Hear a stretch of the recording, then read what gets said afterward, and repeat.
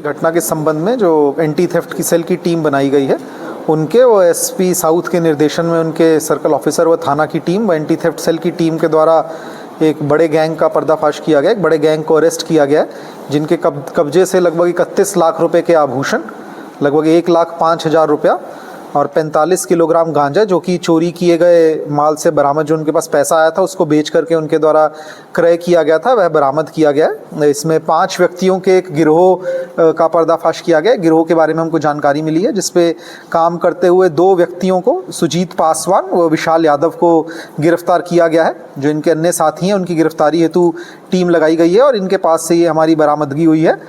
इसमें हमारे बेलीपार थाना क्षेत्र बेलीपार में घटना मुकदमा अपराध संख्या दर्ज हुआ था नकबजनी के संबंध में, जिसमें एक व्यक्ति जो कि इलाज के लिए हॉस्पिटल गया था, पीछे से उसके घर में चोरी कर ली गई थी।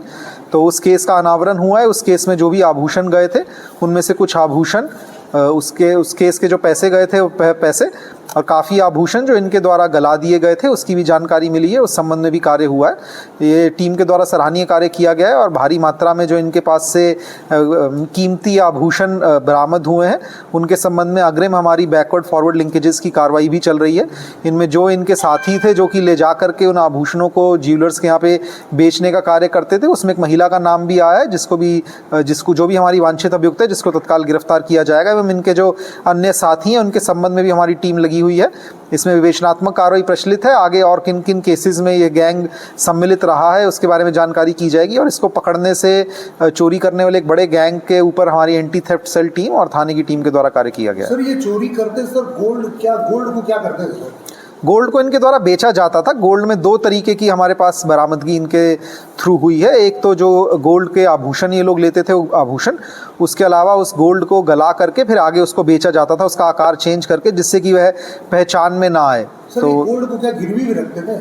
अभी तक ऐसी जानकारी हमको नहीं आई है, बट आगे जो विवेचनात्मक कार्रवाई है, यदि उसमें ऐसी कोई चीज़ सामने आएगी तो आप लोगों को पृथक से अवगत करवाया जाएगा। बिल्कुल, इन लोगों का पूर्व में भी चोरी का आपराधिक इतिहास है। ये लोग बेल पे इस समय बाहर थे और इस दौरान इनके द्वारा ये घटना की जा रही है और इनके जो अन्य साथी हैं, उनके पकड़ने पे जो और भी तथ्य सामने आएंगे, उससे और चीज़ें भी आप लोगों को अवगत करवाई जाएंगी।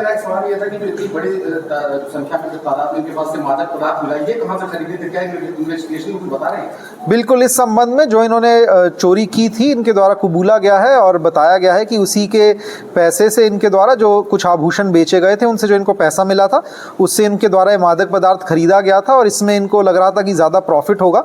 तो ये अब मादक पदार्थ को बेचने के कार्य में भी पूर्व में भी इनकी संलिप्तता हो सकती है, जिसकी जाँच चल रही है।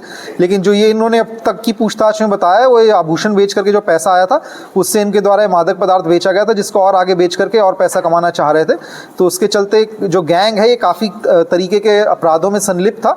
इसी के क्रम में जो नए धाराएं आई हैं, जो नए कानून है, उसकी 107 BNSS के तहत भी इनके द्वारा अपराध से अर्जित संपत्ति जो भी अर्जित की गई है या अपराध से कमाए गए पैसों से जो भी संपत्ति बनाई गई है, उसके खिलाफ उसको भी हमारे द्वारा जब्तीकरण की कार्रवाई की जाएगी। इनके खिलाफ संगठित गिरोह की धाराओं में भी कार्रवाई की जाएगी।